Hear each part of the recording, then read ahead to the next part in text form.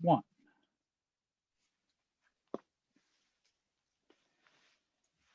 Hi, everybody.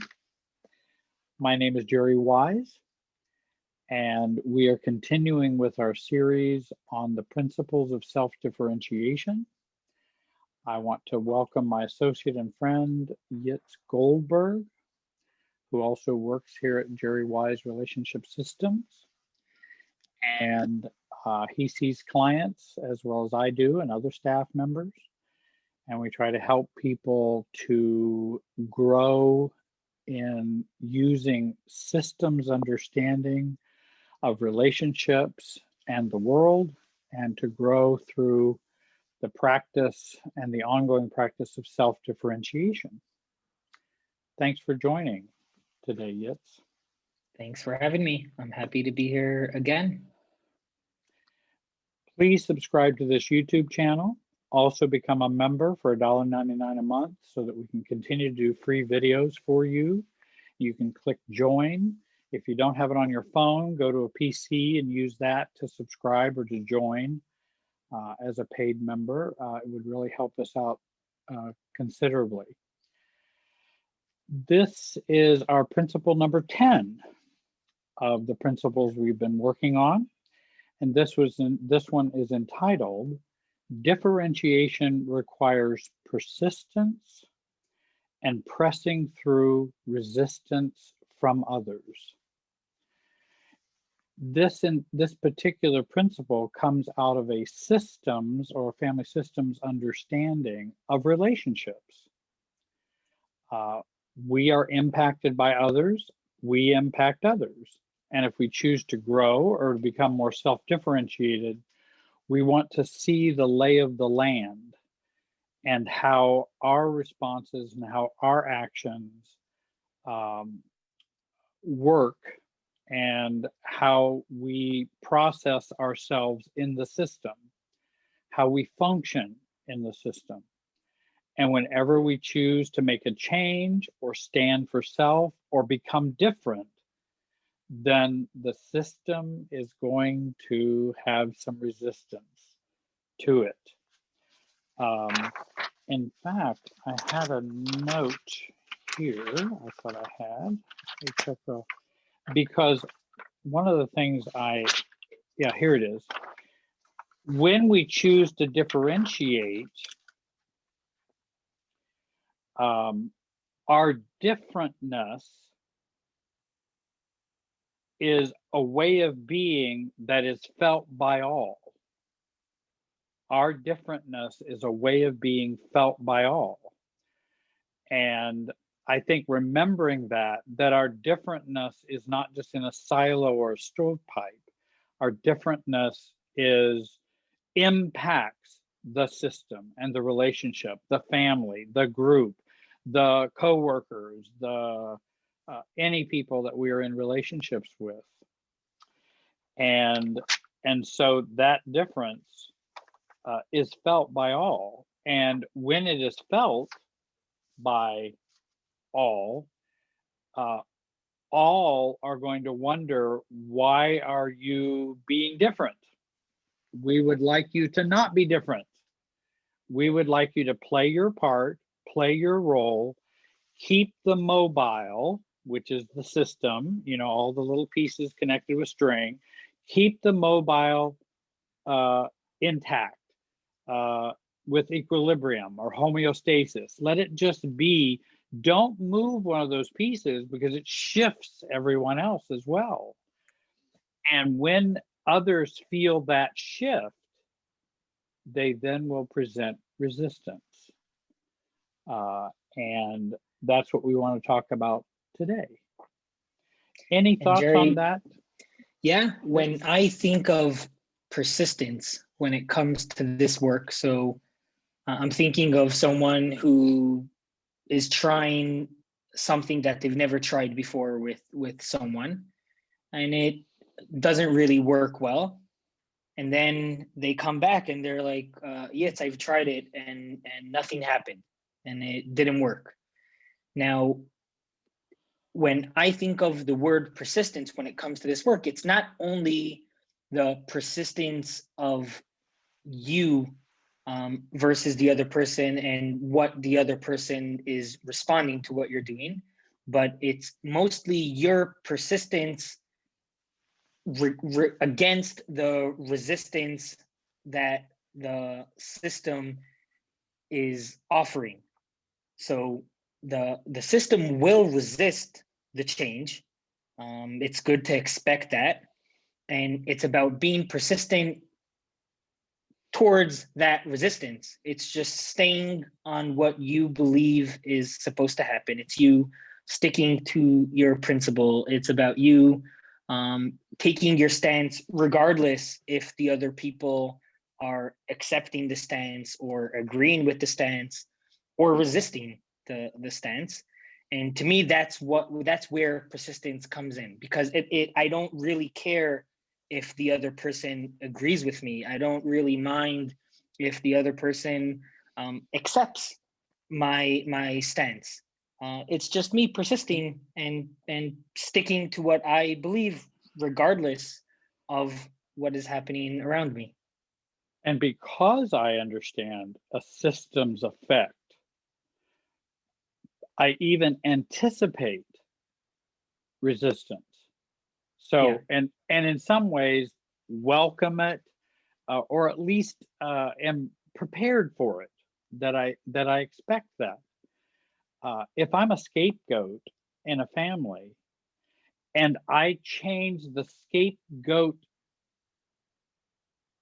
perspective I have of me, and if I no longer choose to be the scapegoat, or to accept scapegoatism for myself, that's going to impact the system.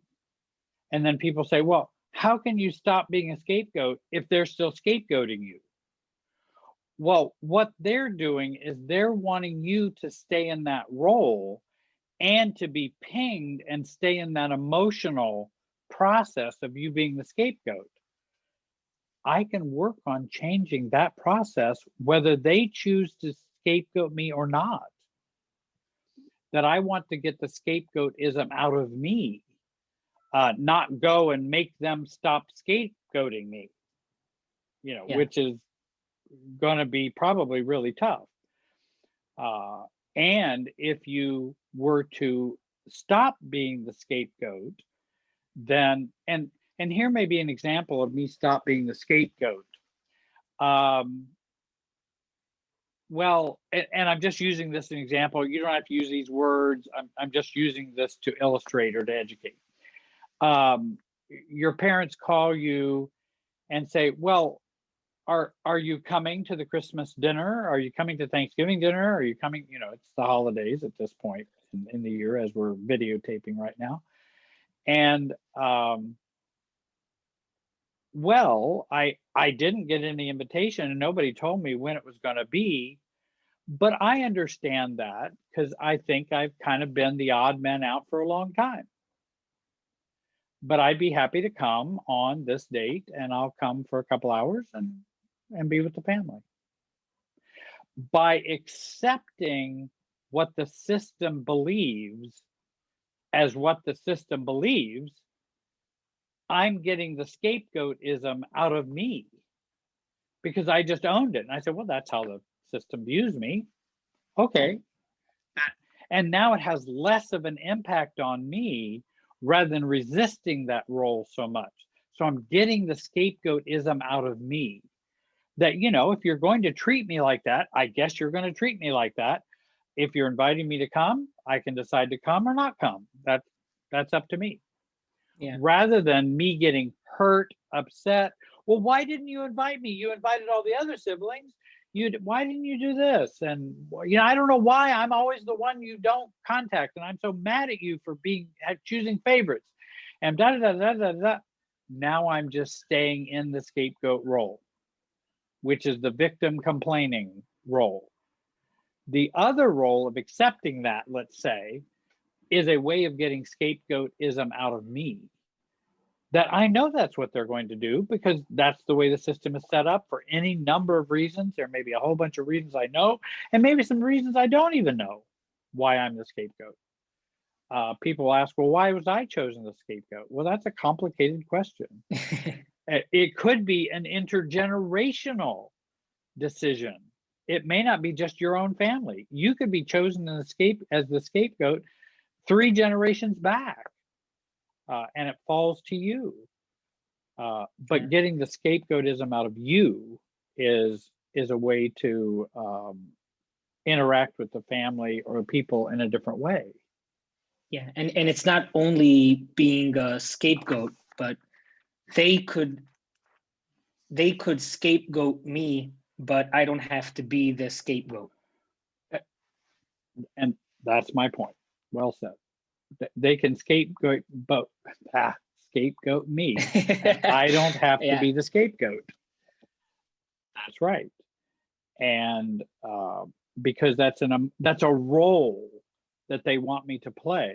Well, I don't have to accept that role. They may want to accept that role for me, but I don't have to accept that role. Right. But as long as they are accepting that role, it would require on my side the persistence and the ability to press through the resistance, as this principle says, because they could continue turning me or trying to force me into that role over and over again. And I'm not even talking about a day after day, but it could be week over week, month after month, year after year. And it requires my own persistence of not agreeing to be the scapegoat. Meaning, you for years, if you're interested, you could make me that. Like, you could turn me into that, or try to turn me into that, but I'm not interested in that. Right. And I'm not going to be pinged by that. I'm going to make my decisions based on what I want to do. And right, I'm not, well, you always talk to my siblings bad about me, Dad, and you always do this, and that I'm the bad kid, and I'm always the one disagreeing, and I'm always oversensitive, and da da da da. And so I'm the scapegoat. And I think coming to see myself as a mature adult, that I'm a mature adult. I'm not a scapegoat. My family wants me to be a scapegoat. And as a mature adult, I accept that that's what they want to do. But it's not what I choose or how I see myself. And I will act accordingly and function in that way. With this particular principle, I know one of the thoughts that I had about this was that, again, so many people will say, well, I tried that and it didn't work, just as you said in the introduction, Yitz. And often what I see is they tried it meant they didn't get acceptance, or they got resistance. And I'm going, well, but it sounded like what you did work. You got resistance. So it did work. What you thought you were going to do is, if I do this, they will accept it, calm down, and accept the new you. Well, of course, if that's what you were looking for as your goal, then that's not going to work. But if your goal is to be you in a system in which there's going to be resistance to the new you, then it was successful. Now let's keep with that success and go through the stages of resistance to see if the system can accept a little more of the new you. And those stages of resistance, they're typically 3, though they can last a week, they can last 25 years. I mean, it can vary. And I suppose at some point they could never end. I mean, that's also a possibility. A family may never want to accept the real you, the true you, or how you see things. And those 3 stages are, at first, when we say, hey, this is what I believe, or this is what I want to do. Well, why are you doing this, Jerry? And then the second stage is a stop stage, Jerry, you really need to stop this. Don't do that. And then the third stage is even more intense, in which we get the stop or else. And if you don't stop, there'll be real consequences for this. Right. And often the stop won't be the word stop. It could be guilt. It could be it could be any behavior that is form of trying resistance. to Right. yeah. Stop or else could be, we're not going to invite you to family gatherings anymore.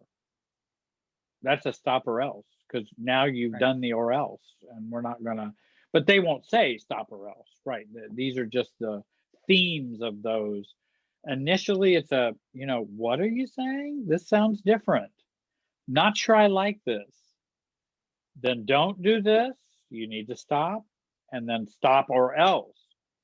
And being persistent through all those stages many times can readjust the family system, that after they get through the stop or else, if we can actually go all the way through it, whether that be with a boss or work or other organizations or other relationships, friends, that we end up being, many times, if the family or the organization or the relationship has a little bit of health to it, it will accept a newer you.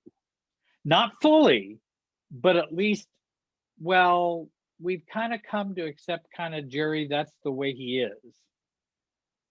And there's not as much resistance. Now, they may not fully like it, because they'd like me to be in the roles I've always played.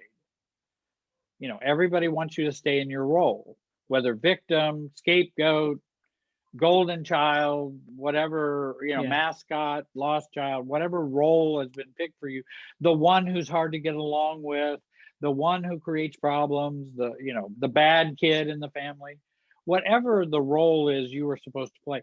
Mom's caregiver, dad's enabler, whatever role we've been assigned by the family system and family functioning, if we resist that, or if we become more ourselves and not the role, we will get resistance, and it will increase. And if we can persist through that increase, many times it can drop down and accept a newer me to some level in relationships. And people don't wait that long. They often don't persist. And then, of course, the point that we were making in terms of years, whether they accept the new me or whether they continue the resistance, what choice do I have? Go back to the old role, or stay in the new me and stay in who I am, regardless of what they do for the next 40 years? Because those are your choices. Well, I came to choose, I'll choose the latter, rather than. And it's important to remember that expecting someone else to accept to accept what we are doing is not self-differentiation. So someone who's expecting the other person to accept me, that is not self-differentiation right there. Meaning you could continue persisting to do that, but that is not self-differentiation. And the persistence is specifically in the ability not to need the other person to accept, and understand that when the other person doesn't accept, there will be resistance there. The other person, we were saying before we started the recording, you mentioned that changing ourselves automatically will change the other. And the second I decide to change, and I'm not willing to go back to my old behavior, regardless if the other person ends up changing or not, there will be change. It might not be the change that I want. It might not be the change that I expected. But if I change, then something there will change, because my change could be I'll take a step back because it's not right for me to participate in this back and forth.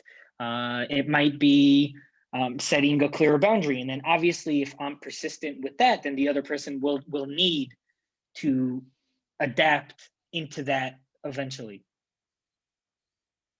And I had a client who was a scapegoat for the family, unhealthy family, and he was chosen as scapegoat. And he's been working on his own self-differentiation. And the family has been alienated from him, and he's been kind of forced out. And but he wants to become himself, regardless of what the family, how the family views him. And he also realizes if he chooses not to play the scapegoat role, or I'll go make up, or I'm sorry for causing all these problems, when really he wasn't the one causing all the problems. It was the dysfunctionality in the family, not him doing it. And he could go give in, and then they might give some temporary acceptance, but probably it would continue to scapegoat him. That the risk is, they could cut off from him even further. That could be a greater resistance the family might have. Are we willing to live with the consequences of our self choices, and knowing that we cannot direct or cause other people to do certain things, or we can't control them? And that's kind of scary, because then what happens Yeah. if my family cuts me off completely? Yeah. Well, and then I usually tell people, oftentimes what we fear is already happening, and they're probably already doing that. You just fear that they would do that. And maybe we can see that, hey, what really do I have to lose? I mean, I'm on the outs anyway, treated badly, spoken of badly, blamed for everything. That it'd probably be better to be persistent in growing and becoming a healthier you, a healthier self, a real self, and a mature adult. And then we let the chips fall where they may with the family who wants to accept that or not. Yeah. Uh, and sometimes there can be a divide and conquer approach, because somebody may start to break through that and go, my brother's not quite such the bad guy everybody's been. I think I'll go talk to him for a while and see what's going on. Then we start to build other alliances too, or connections. Yeah.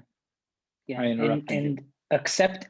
I was going to say that acceptance is not the goal. It might be nice Hmm. if there is Hmm. acceptance, but that is not the goal. And as long as that is the goal, then you're not being persistent through a self-differentiation lens. You're not differentiating in that moment. You're just doing what you've done up until now, is trying to be accepted. So acceptance of others is not the goal. And it's remembering that when we don't mind not being accepted by others, there will be resistance, especially if we were always in the role of, or always managing other people in a way that we are accepted. Even though, as you Right. said, if they don't, if they didn't, if I'm fearing that they won't accept me, they probably didn't accept me up until now. And if I'm always complying, or always giving in, or always being what other people want to be, I'm not being accepted, even if I am accepted, because it's conditional acceptance. It's not true acceptance. So if I'm even, trying to keep the peace and all that, it's not like I've won acceptance. I get conditional acceptance, or conditional love. Love based on, well, if you do these things, if you apologize, and if you take ownership for all the problems, then we'll bring you back into the tribe, or we'll bring you back into the group. And it's like, but if you do that, you don't have acceptance anyway. Uh, you just have some mushy enmeshment that can be easily turned over, and upturned, and turned on its head, with, in case you do something different, or if you make a mistake in the future, or if the family feels they need to scapegoat you some more, for example. Um, and I think you're right. We want to change us without them as the reason, or the target, or the purpose of the change. and we will get resistance when we change. There are some families that have enough health or maturity to them that they accept more change, and they accept more individuation, they accept more self-differentiation, and that's a healthier family. Then there are families that are very frightened, fearful, highly anxious, dysfunctional, and they can't handle much differentiation. Say you know your father was an abusive drinker growing up when you were in the family, but the family has never acknowledged that. Now, can you be and change your truth where that is what you believed about dad? And then if you speak that, then you can be getting a lot of resistance from, oh, well, he came from Italy and there was lots, everybody drank in Italy. It's not a problem. And all kinds of excuses in that way versus, well, and again, I'm not changing so that I can change their view. I'm changing so I can own my view. And so when mom says, oh, your dad always loved you. Well, he may have loved me, mom. He may have done that, but I also know he drank to excess a lot. How can you say that about your father? Well, because it's true. It's true. I don't hate my father because of that. I'm just saying that because that's what was truly happening. And it makes more sense that I might be an adult child of an alcoholic or an adult child of an abusive drinker, whether I diagnose him or not. It's still, that was a reality of our family growing up. And it kind of helps guide my life better. It's not to shame him or to shame you, mom, or to, not for any of those purposes. It's just that I want to own my own truth, but I'm not sharing that with you as a weapon. I'm not trying to weaponize it. Yeah. There's a quote that I read once, and it's something on the lines of, when you find yourself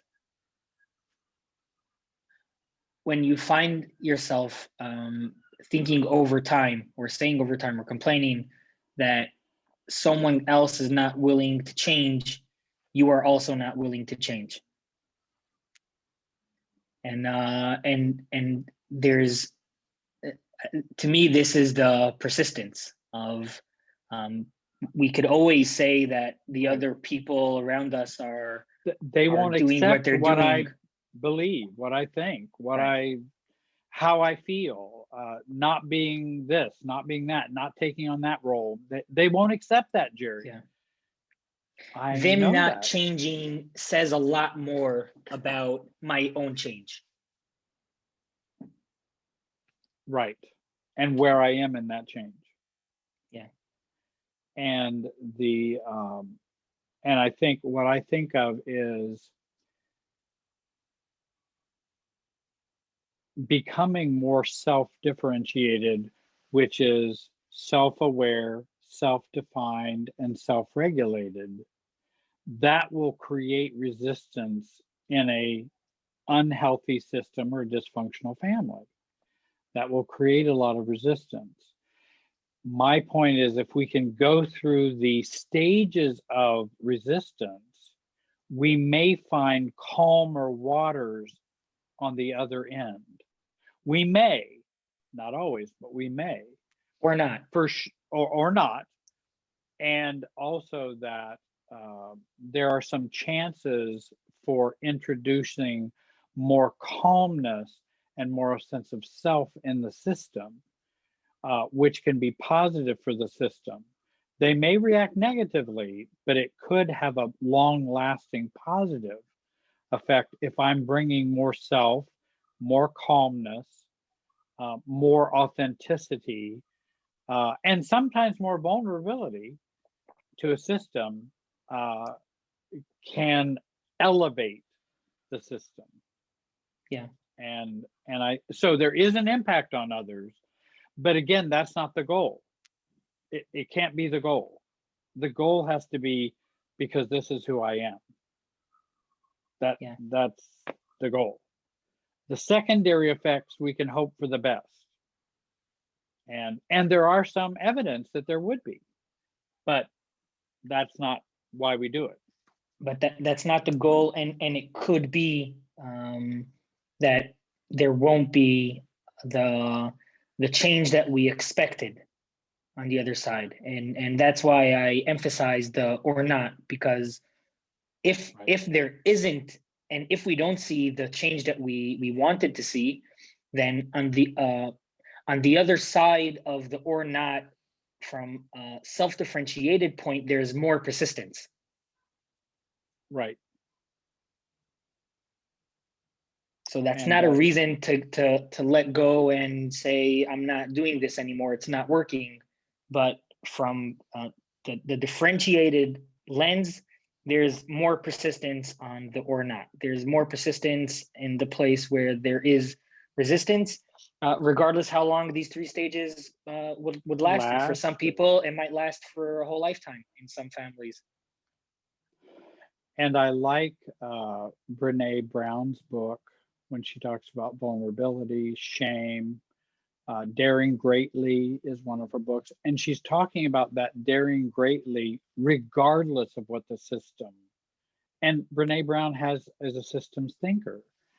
And that regardless of what the impact on the system, we decide whether we're going to be who we want to be by being self-aware, self-defined, and self-regulated.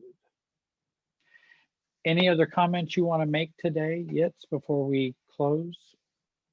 This was an interesting conversation. And I was just thinking, like, well, during this conversation, in what places in my life am I not being persistent? Just like self-reflection happening while we're having this conversation. It brings up our own lives and our own examples, and where are we not being persistent? Where are we shying away or feel fearful about resistance from others? And I think we have a right to feel fearful about resistance from others, but that only tells us we need greater detachment so that we are able to do it from a more neutral position. Again, we're not trying to make people feel bad or make people be upset with us, or what we're trying to do is nail our foot to the floor, and then people are going to have their reactions to us while we keep our foot nailed to the floor for who we are. Well, everyone, thank you for listening today. We appreciate you joining us. Please subscribe to this YouTube channel. Also join and become a paid member for $1.99 for a month to help us with making new videos that are free to you. And I want to thank Yitz for joining me today. Thank you, Jerry, for having me. We will see you all. Have a great day and be wise. Bye, everyone.